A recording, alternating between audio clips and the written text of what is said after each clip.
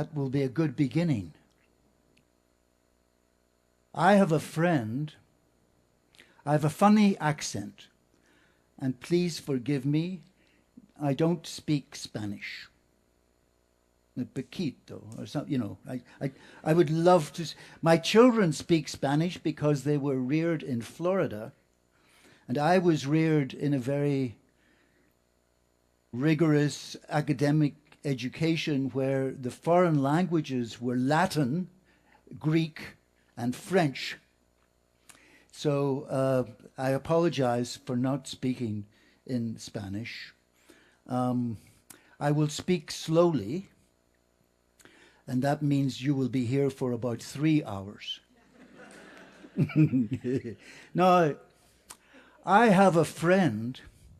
He's a very famous guy. He's a systems biologist. He wrote a book called Systems Biology. His name is Uri Alon, and you can Google him and see his classes. But a few years ago, I was in the Weizmann Institute where Uri works, and Uri always starts his classes with a song. Okay? So I want to know if there's a singer among you who could lead you all in song. It has the effect of loosening people up.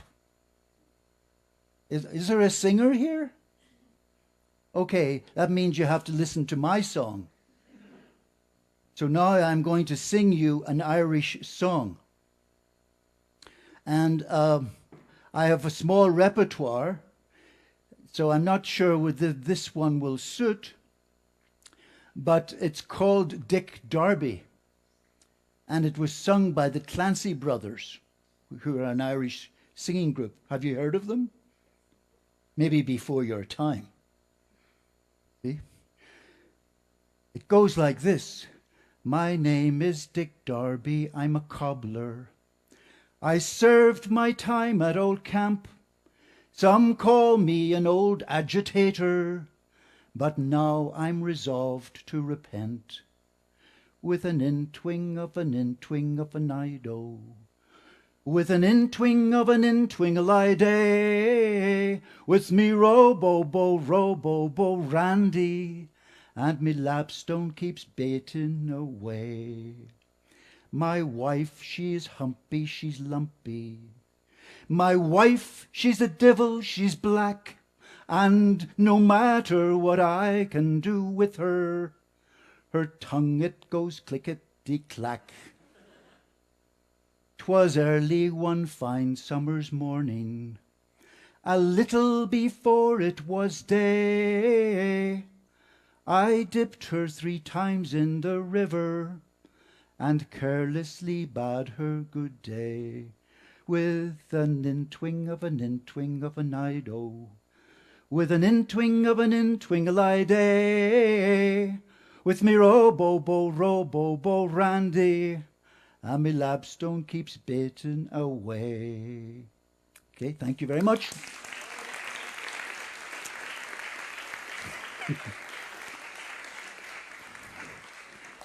Now, when Tom Fröse, this is wrong, let me go back. When Tom invited me to come here, I thought, well, this would be a nice chance to savor some Mexican food.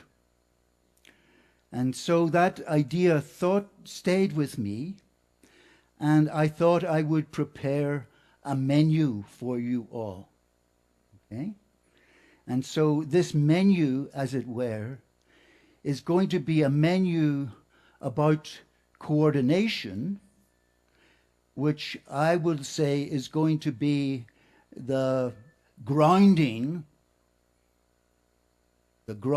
that a science of cognition should sit on. Okay? This picture that you see here, you might wonder what it stands for, and it's actually a sculpture in my hometown of Derry in the northwest of Ireland. And it's called Hands Across the Divide. And it symbolizes, it's a symbol of the effort of all people to come together and put aside their differences, whether they are Catholic or Protestant, Muslim or Jew, whether they are rich or poor, whether they are all the things that separate us. And I would say that this idea here of what it is that binds us, what brings us together, is really at the heart of who we are. It's certainly at the heart of a social cognition. And cognitive science, by the way, grew from early beginnings in experimental psychology to then cognitive psychology, and then in the 60s, bringing in linguistics and computer science, a little bit of brain science, became cognitive science, and probably now has been subsumed under the large umbrella called cognitive neuroscience. So these are the developments, and you will see that cognitive neuroscience, cognitive science, actually requires a mesh, a blend of many disciplines. And actually, I would say, getting into the gaps, the spaces that separate the disciplines. So, what does this menu that I'm going to present to you look like?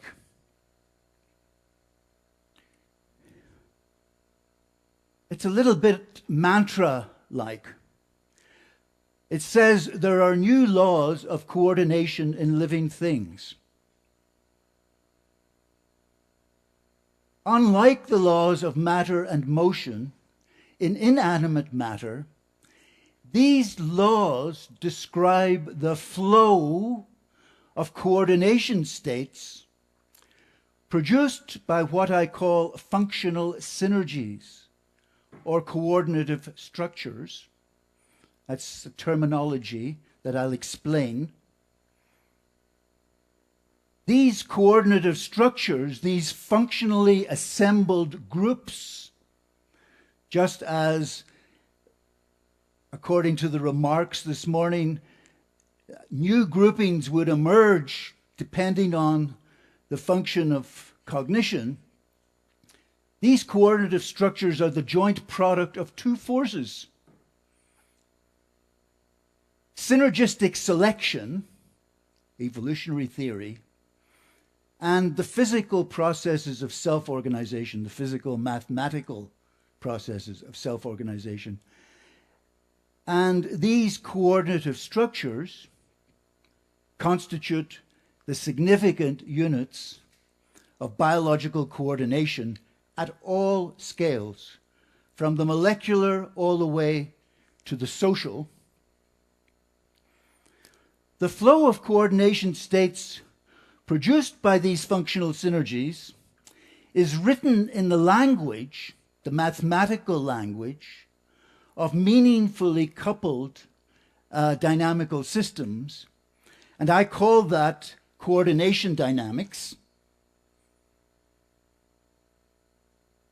Some of the remarkable features of this dynamics, which I'll show you a little bit about, contain multi-stability, the ability to produce multiple patterns given the same context, rapid decision-making, phase transitions, and a newer aspect that I call meta-stability, which means actually that there are no stable states in these complex systems at all.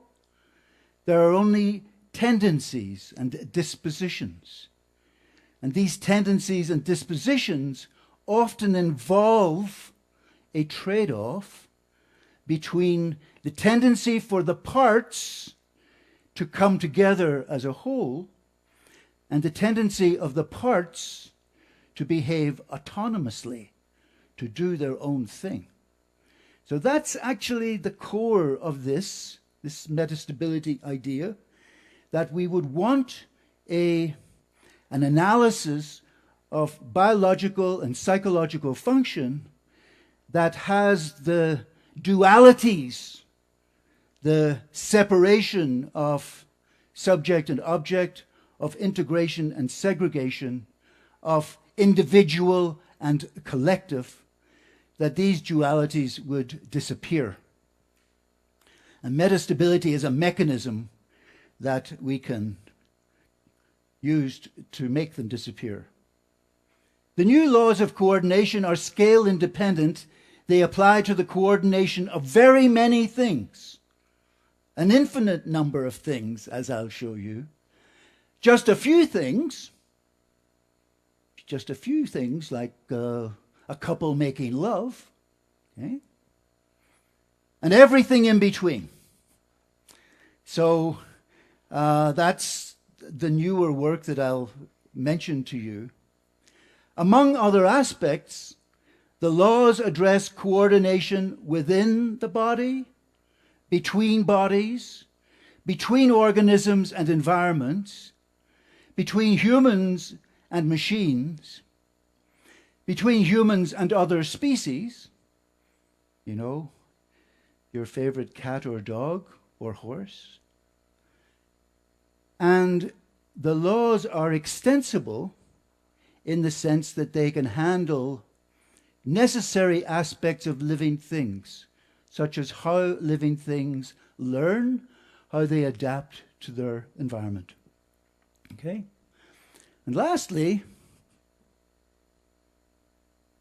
what we call agency or directedness or purpose, okay, which is an obvious but rather difficult aspect of the physics of complex systems, which do not contain agency at all.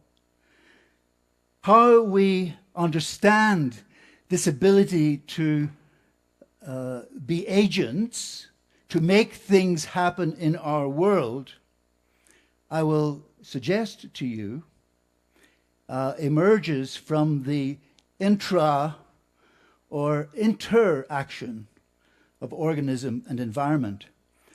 My bet, where I'm putting my money, is actually on the intra-active aspect of organism environment. That is to say, there is really no separation of, quotes, system and environment, organism and environment. It is all entangled in one unitary form. That's the bet I am placing now for myself for the remainder of my career. I'm in the 50th year of teaching, so I don't have that much longer to go. So, now, I saw some water, Tom. Would there be? Oh, it's by the computer. Okay. So this is a school. Are there any questions so far? Is there any? Is the pace of my speech too slow, or too fast, or okay? Thank you for your feedback. That's helpful. Okay, this guy up here is called Erwin Schrödinger. Some of you may have heard of the Schrödinger wave equation, which is one of the foundations of quantum mechanics. Schrödinger was an interesting guy, an interesting man. He was brought to Dublin, Ireland, to start off an institute for advanced study. And that was, you know, during the Second World War, after the Anschluss, and he was Austrian. So Schrödinger had to get out of Austria, and he ended up in Dublin. And actually, he was a very interesting character. He had a very interesting love life. He had his lady friends also live in the same house with his wife. So it meant he had to be extremely clever. I would say. But while he was in Dublin, he wrote this little book called What is Life? Okay? What is Life? And in the last chapter of this book, he raises the question, is life based on the laws of physics? And he says, of course, physics is important for all understanding of inanimate forms, but what about life? And his idea, one of his ideas, well, there were two. I won't go into all the details. One idea was that there must be a sort of code script that codes for living organisms. And that turned out to be an exotic molecule called DNA. So this inspired people to find the code script. And the other aspect was that he thought that the existing laws of statistical mechanics would not be enough to explain the idea that living things live off their environment, their metabolism, as it were. They need foodstuffs to keep their structures alive. And that he saw as something he called negentropy, as opposed to entropy, which is the path to disorder. This was an ordering influence. So how could order arise in these enormously complex systems? And that was the second thing. And actually, not much happened, really, regarding this second aspect. A lot happened with molecular biology. A lot. And we're living in that world. Now, in this final chapter, he says this word, this phrase, new laws to be expected in the organism. And that's my mantra for today. What would these laws be of? I mean, and by the way, just before we leave Schrödinger, I draw your attention to a recent book called The Priest of Nature. It's a book about Isaac Newton. And you may say Newton, of course, gave us the laws of inanimate motion, the three laws of motion. But Newton was also interested in a lot of other very exotic things, in alchemy, for example, and things like that. And he, in one of his letters to Oldenburg, in 1675, he says, "The power of life and will by which animals move their bodies with great and lasting force demonstrate that there has to be other undiscovered laws of motion." Wow. Right? Wow. Yeah? What has physics done? It's given us the physics of motion, of inanimate things. What about the physics of living things? The physics of thinking things? Where is that? We have biophysics and nanophysics. We have all kinds of applications of physics, biomechanics, but we don't have a science of living things. Right? Biology, by and large, has not been much help in this regard. All right, so number one, new laws to be expected in the organism. What are the laws of? This is a quote from the eminent biologist, theoretical biologist, Howard Patti. "I do not see any way to avoid the problem of coordination and still understand the physical basis of life." And I would say to you, I do not see any way to avoid the problem of coordination and still understand the science of cognition. Yeah? That's my mantra here. Now, Patti was responding to an eminent scientist who had worked in the laboratory or in the institute of Niels Bohr. This person was called Max Delbrück. And Delbrück won the Nobel Prize in 1969 for his work on bacteriophage. And in Delbrück's Nobel address, Delbrück pointed out that we have isolated every chemical reaction underlying living things at a molecular level, and therefore we understand life. And actually, the problem that Petit pointed out is that you can tell me all the numerous details about these chemical reactions, but you cannot tell me how they are coordinated to produce the organism and to understand what it is that organisms do. Okay? You all with me on that? Yeah? So unlike the laws of mechanics for inanimate motion, the new laws of coordination specify the flow of coordination states produced by what I'm calling functional synergies or coordinative structures. Anybody ever heard of those words before? Yeah. So there is a sizable literature on this.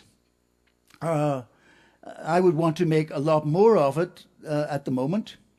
So these coordinative structures are the significant units of biological coordination at all scales. Why do we need the notion of coordinative structure? Well, the idea here, if you look at the writing on the top, is that there is a fundamental principle in all biological things, and that is that the same outcome can be achieved in many ways using different components and pathways. That's called degeneracy. And different outcomes can be achieved using the same components. That's called multifunctionality. And these properties, they're almost given, right? They're given by nature. These properties are the central aspect, elemental properties of coordinative structures. What are coordinative structures? Coordinative structures are functional groupings of elements. The elements can be different kinds of things that are temporarily constrained to act as a single unit. What is the hallmark of these coordinative structures? It is that if you perturb a complex system, a biological system, that it will respond in such a way as to preserve its functional integrity with responses to the perturbation that are remote, that are far away from where the perturbation actually occurred. Yeah? So, any unexpected perturbation is immediately compensated for by remotely linked members of the coordinative structure in such a way as to preserve the system's functional integrity. These coordinative structures transcend stuff and levels. They express the functional relation or coupling within and between things or processes on multiple timescales.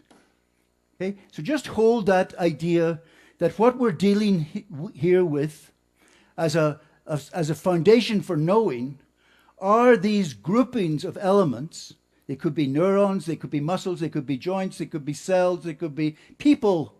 But it's always a functional grouping that is actually emerging as a process of self-organization and is actually selected for in evolution and probably during development as well. So these are softly assembled, flexible, yet stable, context-sensitive units of function. They are not at all like the units of function that we currently embrace, which is an engineering aspect of circuit. The circuit is our unit of analysis often these days. If you look through the literature in cognitive neuroscience and neuroscience in general, you'll see that the main goal is to identify the circuitry underlying emotion or decision-making or face recognition or whatever function you actually choose. It's always, let us unpack the circuit and then we will understand. This says that the circuit is much too hard, wired, hard. Well, it's too mechanical because the circuit doesn't embrace the multifunctionality degeneracy of living things. And this degeneracy can occur in gene networks and so on, everywhere, at every scale. Would you like me to give you an example of a functional synergy? Yeah. So, before I moved to Florida Atlantic University, I was at Yale University. And I was very interested in complex systems. And the reason for that was because in the early 80s, I had started to collaborate with the father of laser theory. Tom mentioned him, Hermann Haken. And Haken in 1984 had a meeting on complex systems in Germany. And I felt the time is ripe to do this in the United States. I could not do it at Yale University.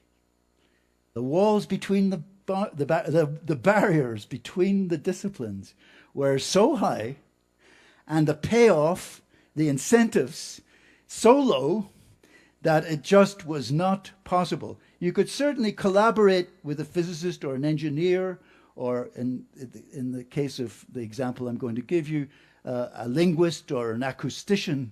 But the idea that when that physicist goes up for tenure, that any publications that would emerge would be counted as an advantage.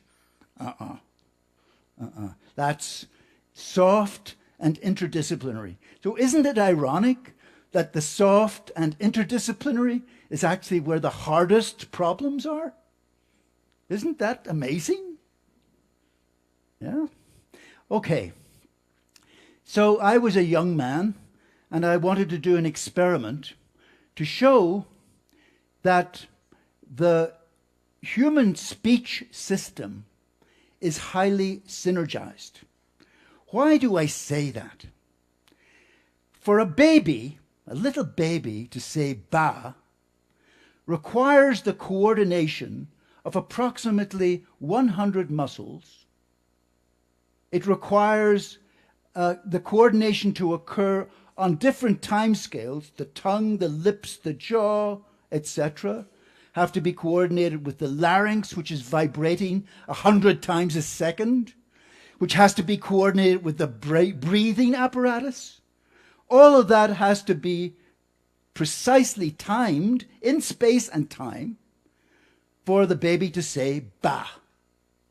Okay? Amazing feat. We take it for granted. Take it for granted. That tells you, you see, what is important in science. If some people are taking problems for granted, that usually means that there's a deep issue underneath. Okay? A deep problem. So we might take for granted me walking around the stage and talking at the same time. Wow, that is a feat.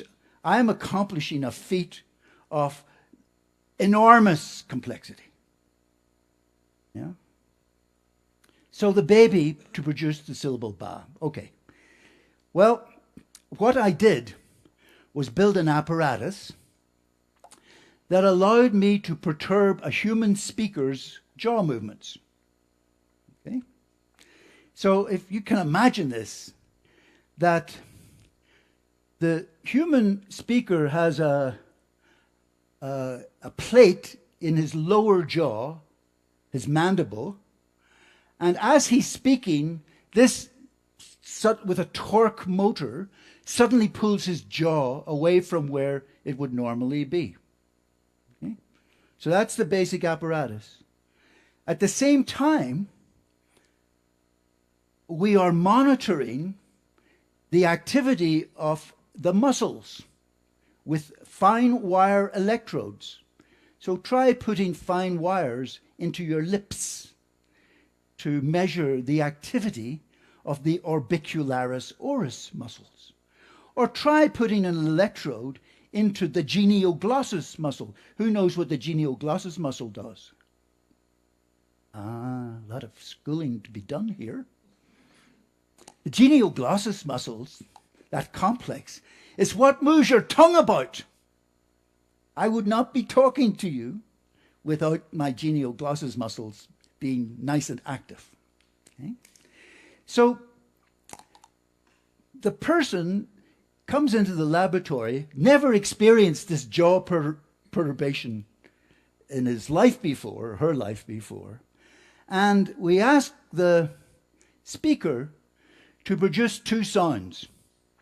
One is the sound baz, as in the bad word bastard.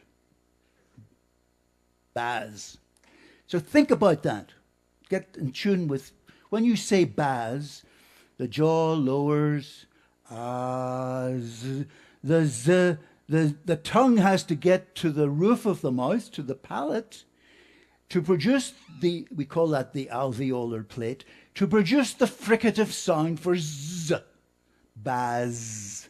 It's a baz again. Okay? So that's one context. And the other was, it's a bap again. Bap, right?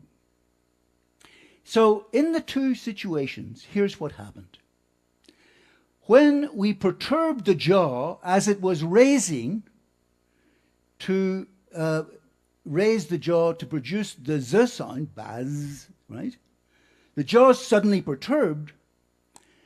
The tongue muscle goes crazy because the tongue rides on the jaw.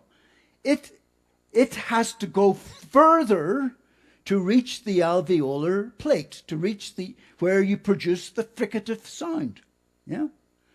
So within 20 milliseconds of perturbing the jaw, the tongue goes to the roof of the mouth to increase its activity so that the function, namely produce the word baz, is produced. Now we do the same experiment, ba, but the last part of it is a P, not a Z. Now what does the tongue do? In that situation, bap, it doesn't do anything because it's not involved in producing the syllable, the sound P. But because the jaw is perturbed, the lower lip rides on the jaw, so the lower lip is going along with the jaw, so it's lower than it usually is. What happens then within 20 milliseconds is that the upper lip muscles, boom, they are very active to produce the final consonant. So in one case, one context, the Z sound is produced by the tongue increasing its activity, but no lip movement. And in the other case, for a different functional outcome, the tongue is not involved, but the orbicularis oris. So this showed specifically in an experiment that the muscles of the oral apparatus, of the speech apparatus, are coordinated as a functional group. You perturb any member of the group, and remote members will respond in such a way that they preserve the integrity of the spoken utterance. Yeah? This has been reproduced. These experiments have been reproduced a number of times, but they are very, very, among other kinds of evidence. Do you get the idea that you see the vocal apparatus is synergized? There are too many degrees of freedom for those degrees of freedom to be individually controlled. And so the vocal apparatus is regulated as a functional synergy or a coordinative structure. So that's basically some of the... do you get that? Do you get that? You get the idea? So it's a functional grouping constrained to act as a single context-specific element, and it's softly assembled. I pulled this from the web. Why complex systems at all? And they actually emphasize this, precisely this aspect. If you read this for yourselves, the study of complex systems is about understanding indirect effects. So this is where causality is difficult. This is not a simple cause-effect kind of situation. Problems that are difficult to solve are often hard to understand because the causes and effects are not obviously related. Pushing on a complex system here, often has effects over there because the parts are interdependent. This has become more and more apparent in our efforts to solve problems or avoid ecological disasters caused by our own actions. These are functionally assembled groupings that a perturbation to one part is responded to by activity in other parts in order to preserve the integrity of the organism. You're doing well. Okay, and let me not go into that. I'll say a few brief words about the two forces. And this is the idea of synergistic selection. And it's due to John Maynard Smith and his colleagues. You can read it here for yourselves. If cooperative interactions among two or more individuals, related or unrelated, produce selectively advantageous synergistic effects for all parties on average, the cooperating players may become a unit of selection. And the idea here is that, let me just not talk about this one. Let's focus on this situation here, a rowing example, okay, where each person has an oar and you're trying to cross the stream. In this case, if one loafs, you know what I mean by loafs, if he slacks off, doesn't put in the required effort, what is going to happen to the boat? It's going to go round and round. So, or to the side. So, in this case, they both have to pull their own weight for the boat to go progressively across the river, and that can be quantified with game theoretic measures and so on. In contrast here, in the case where they both have oars, one can loaf off and not pull his weight. You can still get across the river, but maybe not, there'll be some other costs associated with that, of course. So the idea here is that this cooperative unit, I'm calling it a coordinative structure, is the unit of selection at all levels. That's probably a claim at the moment. And that one can see this kind of bidirectional coupling at multiple scales between neurons, between parts of the brain, and even between people. There's bidirectional coupling all the way around. And you can see that when we move up from the neuron to the social level, that's an emergent phenomenon. And if we start up at the social level and go down to the neural level, then we're reductionists. So you can see that reductionism and emergentism are actually complementary.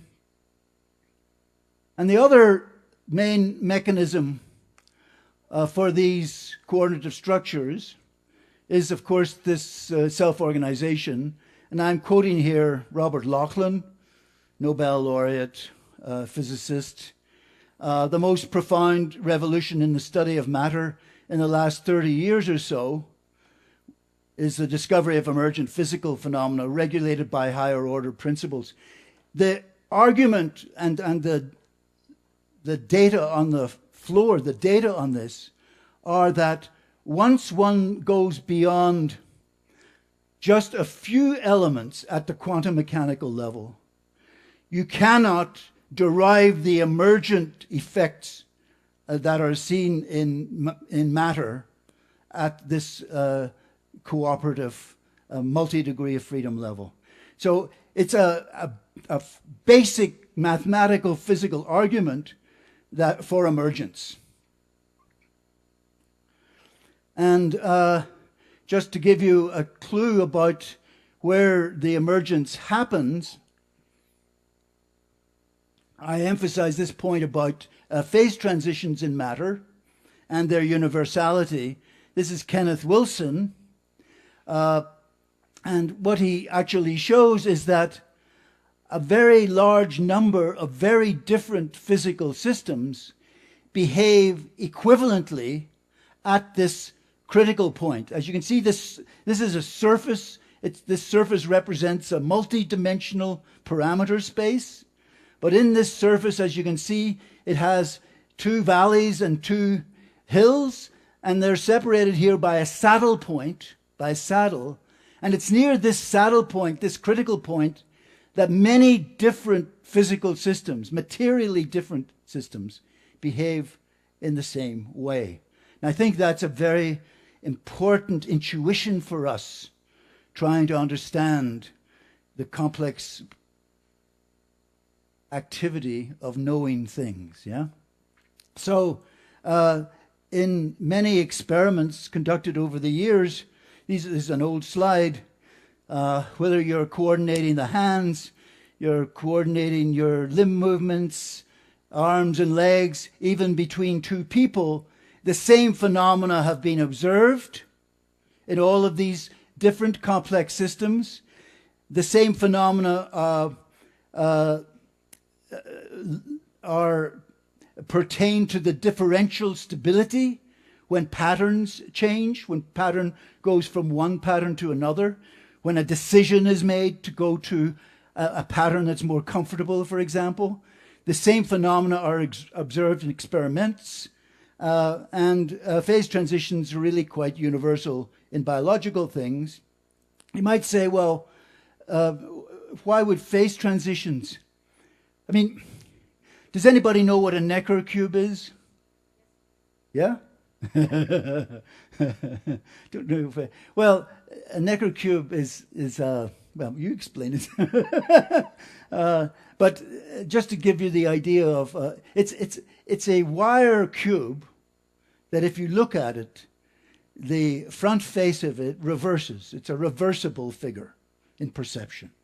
Yeah, and there are many reversible figures in perception. But the idea here is that under certain conditions, these patterns of perceiving will switch from one to the other. And when you look in detail at that, they have characteristics of phase transitions in matter. Okay, so that's amazing. So perception, as it were, and movement and matter, and actually learning as well, all contain this phase transition mechanism. It's the simplest expression of self-organization in natural systems. Natural systems now include us as knowing things, cognitive systems. It expresses the collective coordinative behavior of large numbers of elements. Diverse arrangements of microscopic variables produce the same outcome. That's the degeneracy aspect that we really want.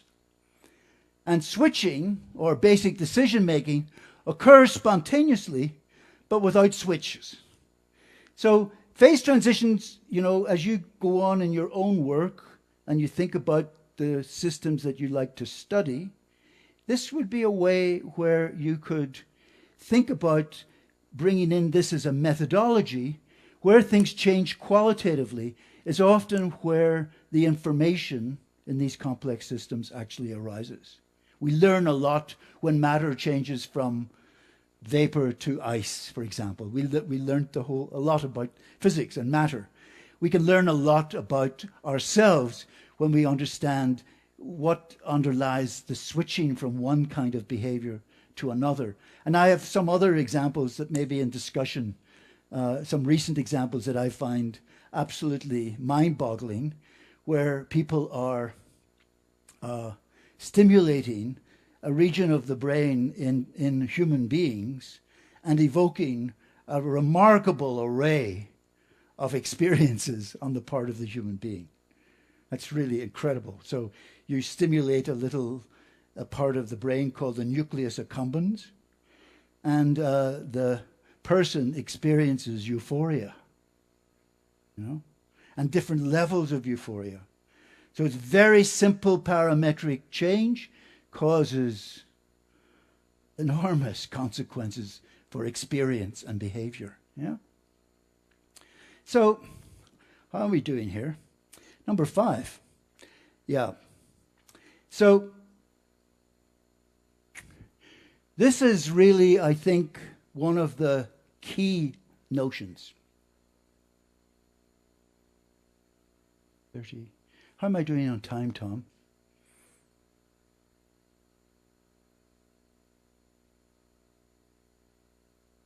Mm-hmm. Yeah. Okay. So it's just the pace of this. Is it too fast for you, or is it okay? It's okay? You're following it okay? Great.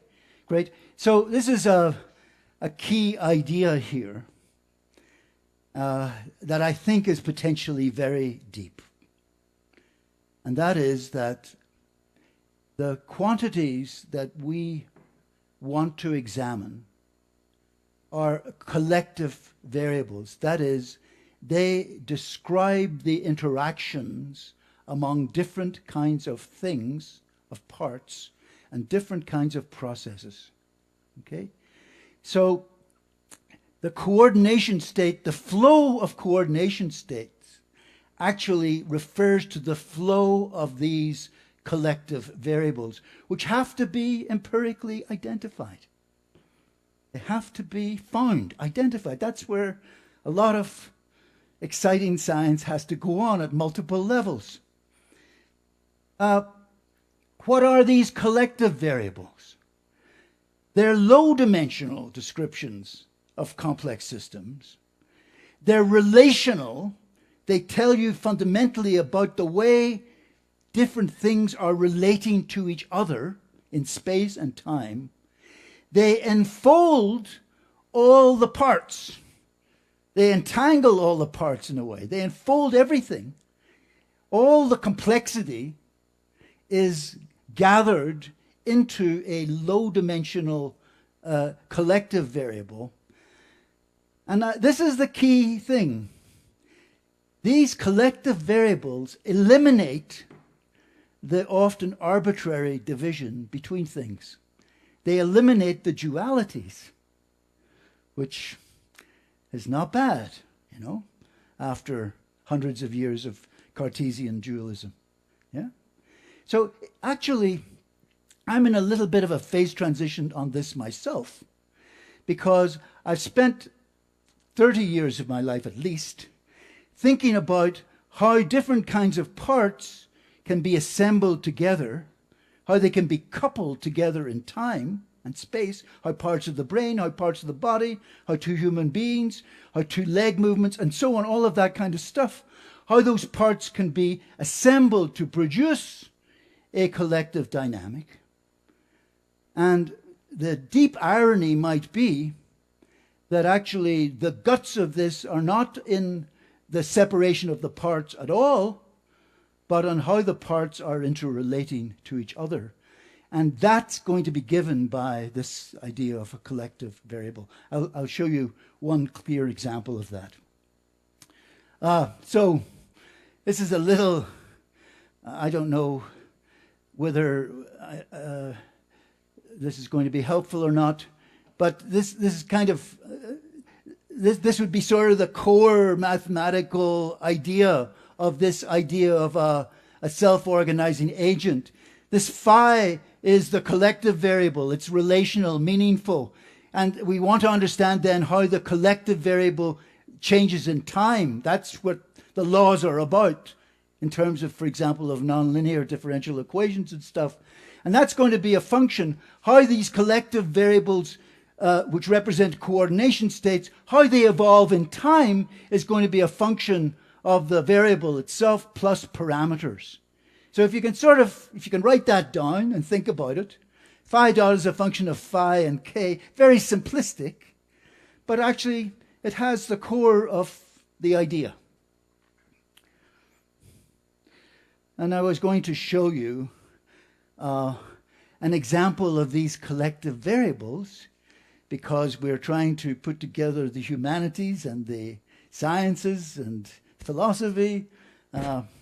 This lady here is my goddaughter, and she was principal ballerina at the British Columbia Ballet in Canada, Vancouver, Canada, and also with the Royal Swedish Ballet and so on.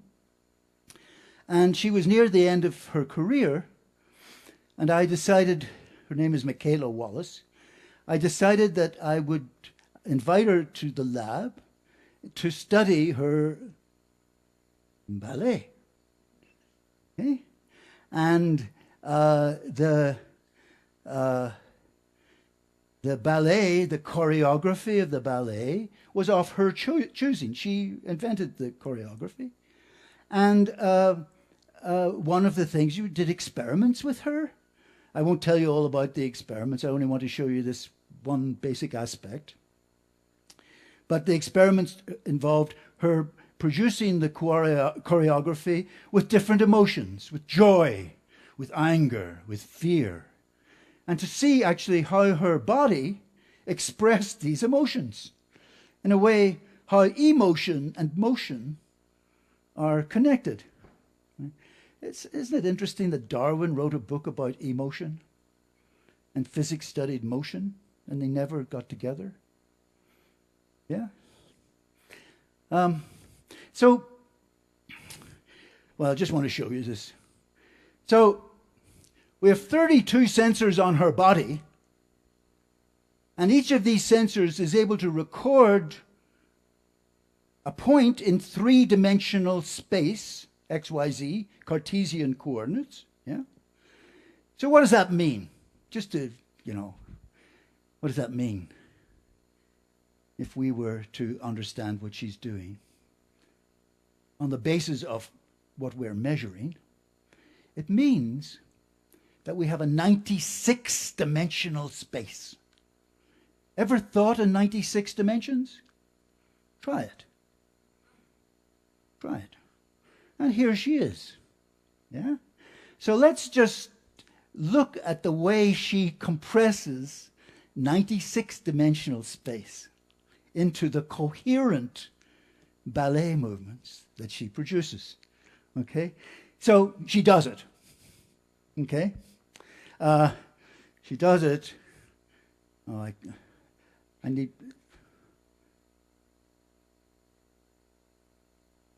These are the trajectories, probably the lighting. Can you see it? It's very beautiful. She's creating coherent structure by moving her body. And it's very complicated. I mean, you couldn't say this was a chaotic attractor or something like that. I mean, it's really complicated, yeah. And here's a question. What emotion do you think she's trying to express here? We have two people observing her who are phenomenologists. They're trying to work out what emotion she's expressing out of the set of possibilities. This is a talk on its own. So actually it was fear, because the head goes down and the amplitudes, everything compresses, it all becomes flexed in, the flow, the freedom is gone. Just to show you that. Love this stuff. The middle one is the normal one, and then the other two, you see the actions are much more reduced. And of course we've centered all the movements around the center of mass so that you can see it. Okay. You know what the problem is? How does she do it? Technique is called principal component analysis. I'll not go into the mathematics of that. It's a well-known technique. The idea is that there are, you have a correlation matrix of in this case, the arms and the legs, the markers on the arms and the leg. So 3 dimensions in space, there are 14, that's 42. No, 42.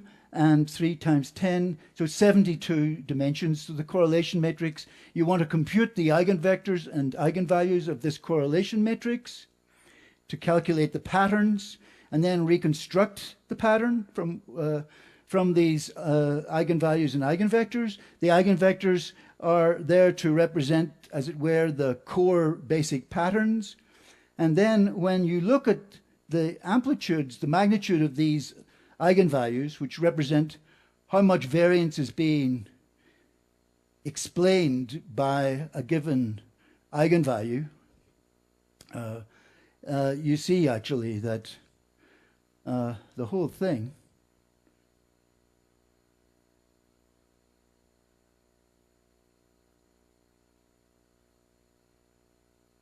most of the complicated movement that you see is just antiphase, in phase, in 3 planes of motion. The way the arms and the legs want to move together, in phase, antiphase. Yeah? You get it? So the entire pattern can be reconstructed from these eigenvectors. So the basic building blocks of this coordinated activity are in phase and antiphase in 3 different directions. Remarkable aspect of coordination is this compression of complex biological systems of high dimensionality into low dimensional context-specific patterns. Wipes out distinctions. Okay. This is another example. And the idea here is that there may be collective variables that couple the organism to its world. And here is a 3-month-old baby. We're doing this study at the moment. And as you can see, the baby has got markers on its body, and it's looking at a mobile. You know what a mobile is? Mobile. How do you say it in Spain? Mobile? Huh? Mobile. Mobile! So,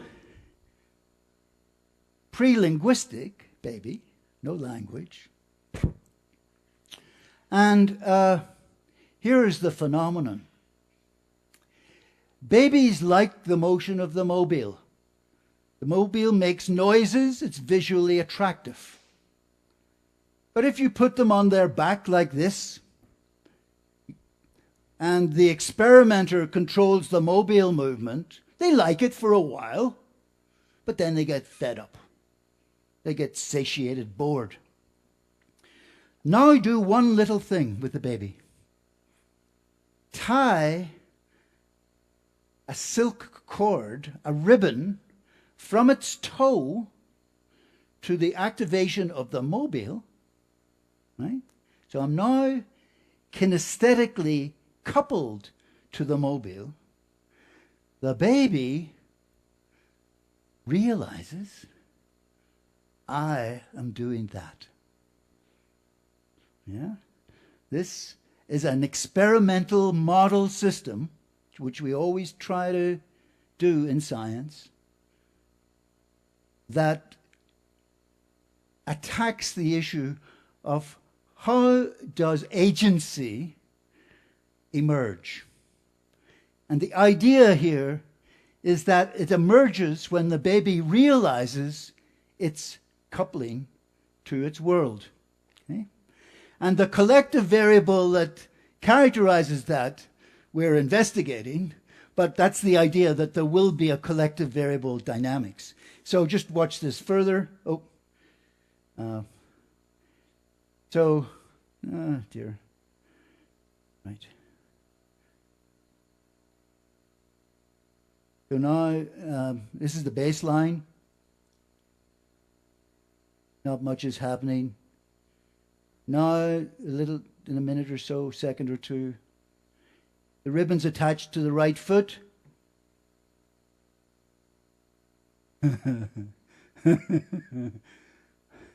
It's kind of episodic behavior. It's not perfectly rhythmic or anything like that. But the baby is making things happen in the world. Now decouple the baby from its world again. And the interesting thing is, it continues for a while. Its expectations are there. You know, I'm doing this, but nothing's happening. So that's also extremely interesting, because it means in a way that the baby has, dare I use the word, represented the whole situation, and now is aware, hey, if I do that, I should be able to move the mobile.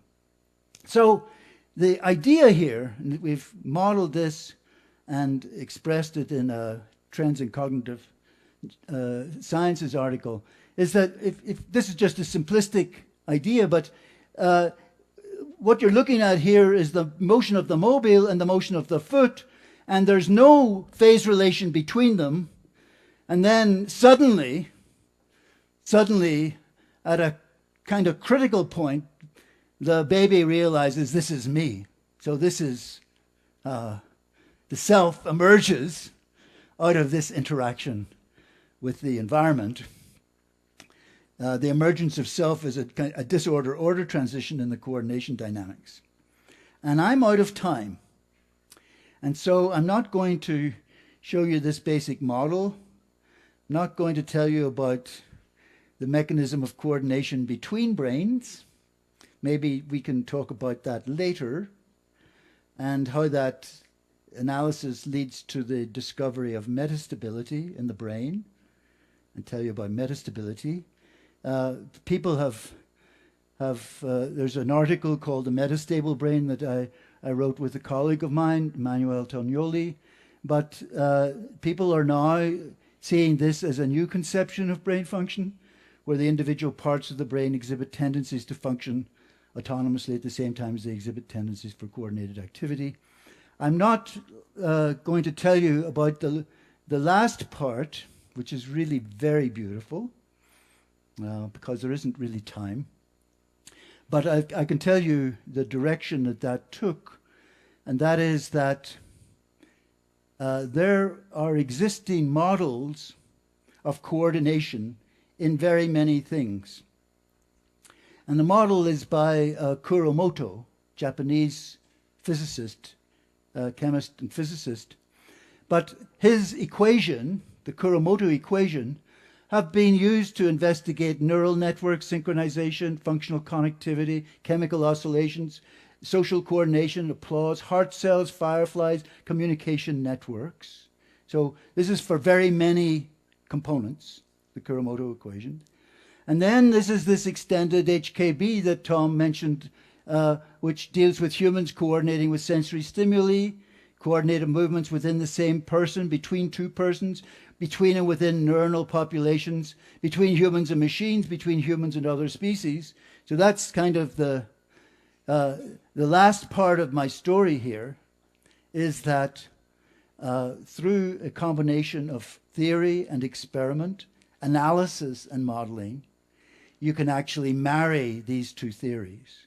And it required actually an experiment that studied not just a couple of components interacting together, or not just a whole ensemble of components interacting together, but somewhere in between, namely 8 components interacting together.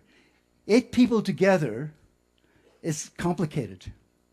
And it turns out that those complications are necessary to actually merge or marry these two very different views of coordination. So let me pretty much leave it with you like this. I was going to show you how that all works, but time is time. And here's the experiment. There is a nice... this is my little message to you.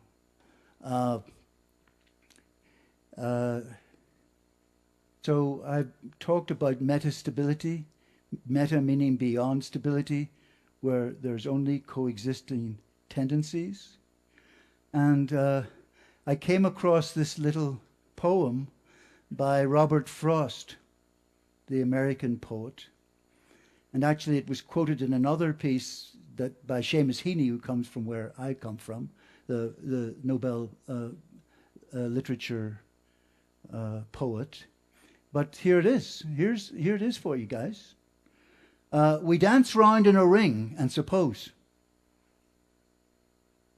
But the secret sits in the middle and knows. Huh? Yeah. So the secret, it turned out that in order to make this reconciliation between the few and the many, required us to look in the middle, in between. And that's where the richness of the dynamics emerged. So it's really very beautiful. So bottom line, new laws, flows of coordination states produced by synergies. Synergies are the significant units of biological coordination.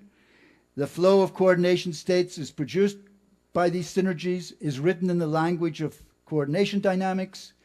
Multi-stability, phase transition, metastability, prominent features of the coordination dynamics, prominent mechanisms. The laws are scale independent.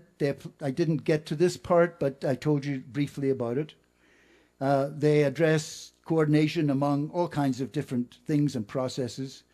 And this last one, the baby and the mobile, suggests that what we call agency or directedness actually emerges from the spontaneous self-organizing intra or interaction of organism and environment.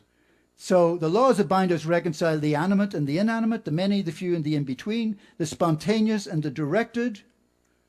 And thank you very much for listening to this Irish-English monologue. Thank you. Thank you very much.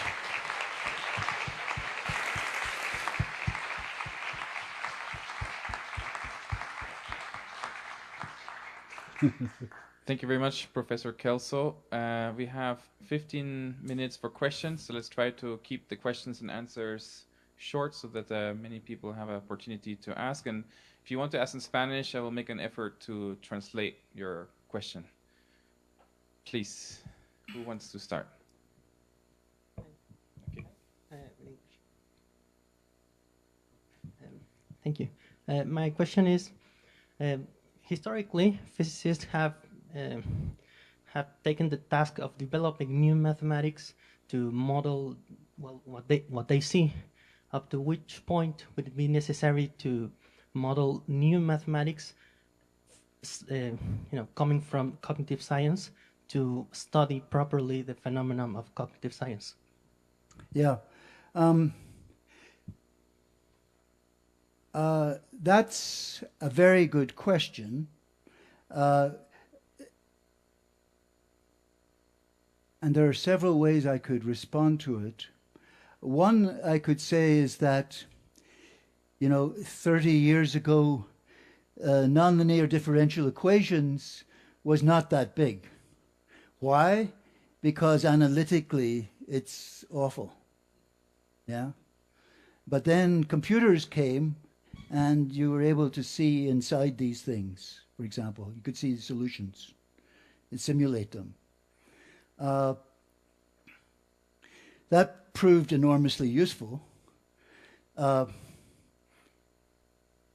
In relation to what I was probably ineptly trying to get at in terms of these collective dynamics, we have the collective dynamics in a few cases. To derive them from the level below, that is, from the parts and their interactions, their nonlinear interactions, is very, very cumbersome and requires approximations. Even the HKB paper, which is just a simple model of these bimanual coordination experiments, there are 47 equations in that paper. Yeah, there's a lot of mathematics. So there's already plenty of mathematics around to handle some of these questions. Other issues that come in with topology, for example, topographical methods can be used now. The whole field of computational topology and algebraic topology, that is coming in more and more, even in the analysis of brain signals. So whatever mathematics you can get your hands on to deal with these kinds of problems, that's part of the trick. I mean, we tried, Elliot Saltzman, who was a postdoc of mine, who was, had degree in mathematics and psychology, actually in mathematical psychology, tried to model these early experiments.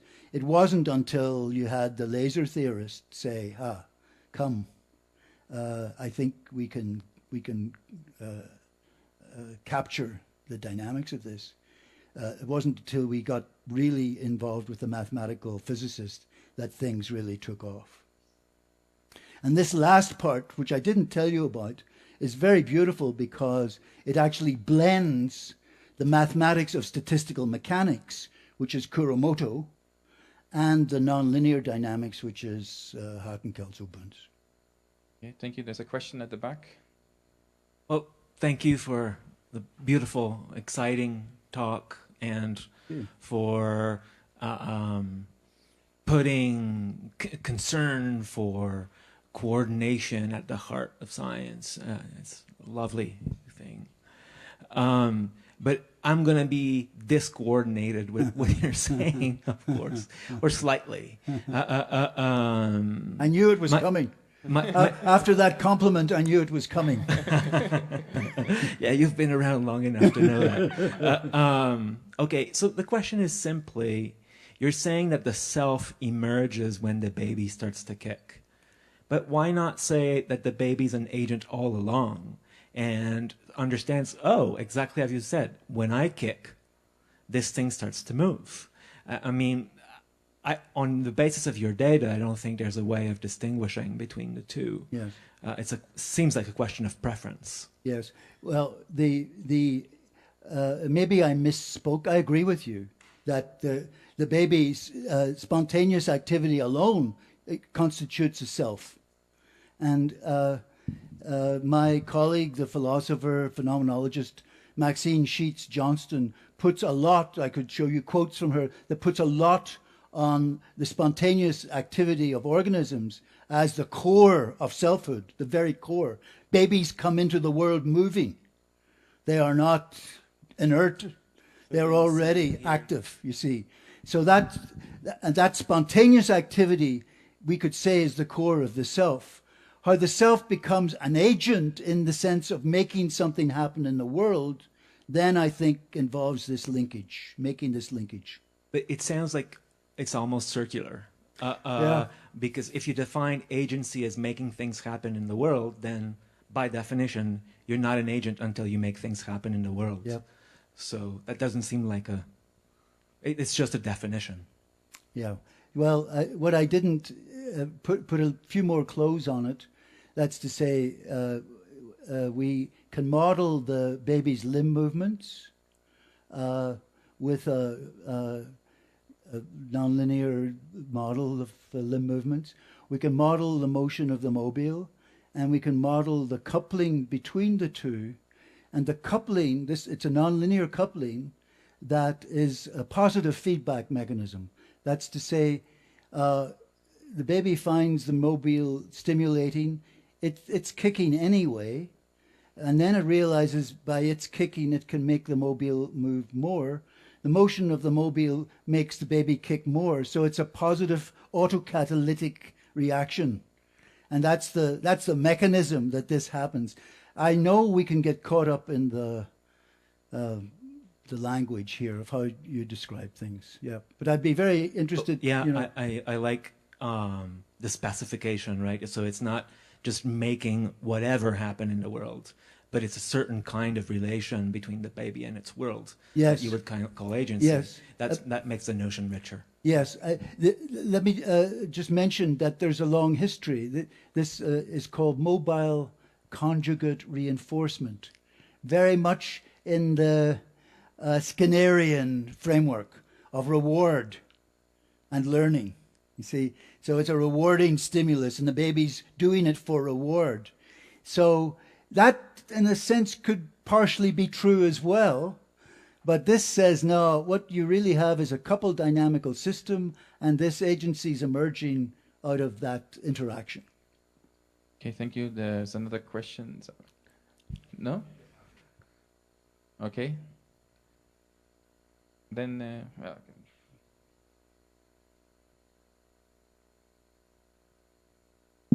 Thank you very much, Dr. Kelso. I would like to ask you about one of the things that you were proposing with your collective variables.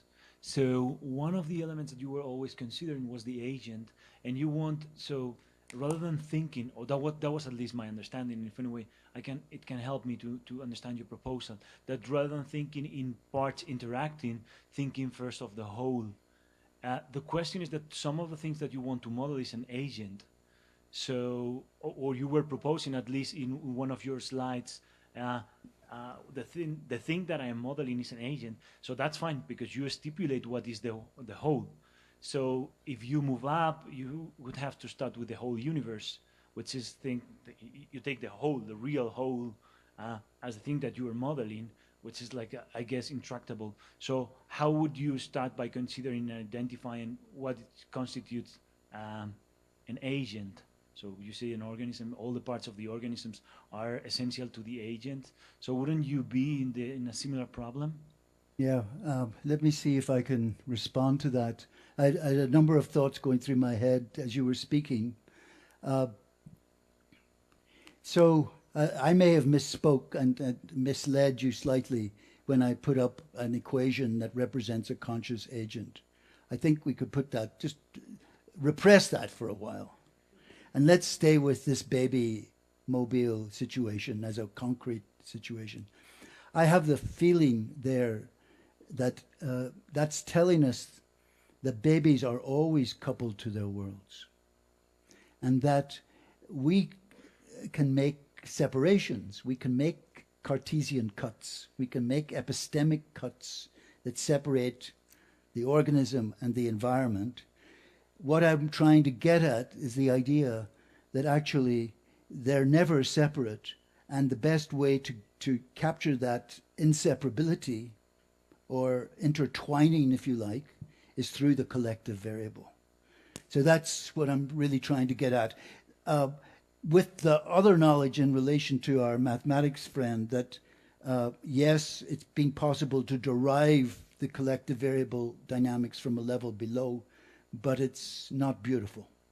The collective dynamics are beautiful. So, but you're making exactly the same Cartesian partition. So you are separating the baby and the mobile from the rest of the environment. I'm saying that the baby mobile is an event structure. It's actually an event structure where there's no separation at all. And But we make the separation in order to, we scientists make the separation to make the measurements. I'm inspired by this idea of intra-action, which is actually taking on the measurement problem in quantum mechanics. It's saying, you know, Bohr had this idea of complementarity, that you only know if it's a wave or a particle until you measure it. So that separates the measuring apparatus from the physical world. Yeah? This work, it's by a woman, a theoretical physicist called Barad. It's called Meeting the Universe Halfway. And what she's saying is that we build the apparatus. We make the apparatus in such a way that we can measure this event or that event. But it's actually in the building of the apparatus that we make the Cartesian cut. That actually the photons are entangled from the get-go. You see, there's no separation there at all.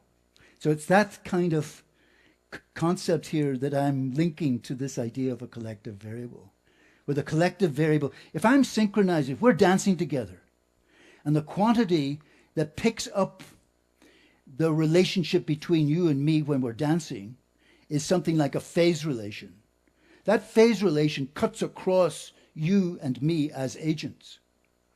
So my only worry, so the thing that I would like to try to understand is that you are making a Cartesian separation between we as dancing and the rest of the universe. So you're selecting what you want to measure, so you're doing something very similar from the thing that you wanted to avoid. That's exactly right. That's what science has done. It makes the separation. It by definition, and she's saying, no, you've built the apparatus so you can see it as this way or that way. Is it spin up or spin down? Is it wave or is it particle? It's in the building of the apparatus that has made the cut. And you need to take the whole phenomenon more seriously as a unitary event. And I'm kind of saying, let's take the whole phenomenon of this apparent interaction as a unitary event and see if we can find the collective variables that capture the unitary event. Notwithstanding the fact that we've already published a model that does the separation. Okay, thank you. Let's see. Okay. I was speaking faster then. Yes, we still have a couple of minutes. Okay, thank you, Tom. Thank you, Prof. Kelso. Let me tell you firstly my background. My background is as an engineer, and I was thinking in several concepts that you were mentioning or you were using it. One of them is coordination. To me, coordination, and probably I would like to understand very well what does mean coordination in this area is giving information, and the agents give you information as well, and then you use the information that you receive and you send information to the rest of them, and then you use scales. Saying that probably one of the laws that you mentioned is scaleless.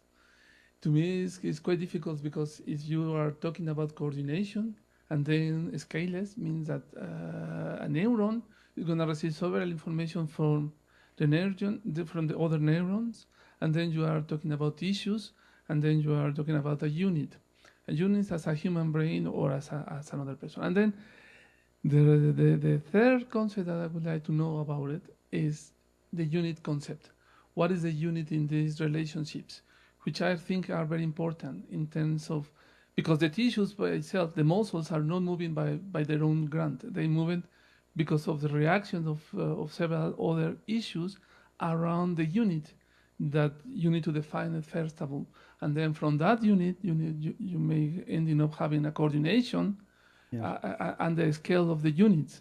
And then you may define as well the social unity, where you end up having several independent units to get an agreement, as you mentioned at the end, to get an agreement and then a social agreement. I don't know if you may clarify my doubts about it.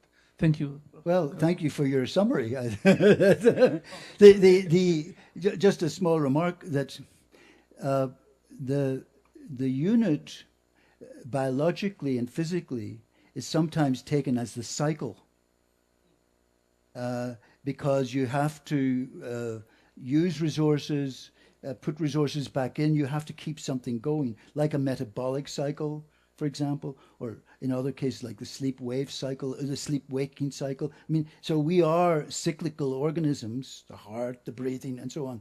So it's often been thought of that the unit of analysis is scaleless in that sense, that the cycle cuts across all these different kinds of things. And then if it's the cycle, then as a mathematician, I think, well, I want a persistent self-organizing cycle, and that makes, I want a limit cycle then as my unit. And now I'm into the coupling of limit cycles and so on. And so the story just gets, yeah? So you get the gist of that? Yeah. Okay, let's thank Professor Kelso one more time. Thank please. you.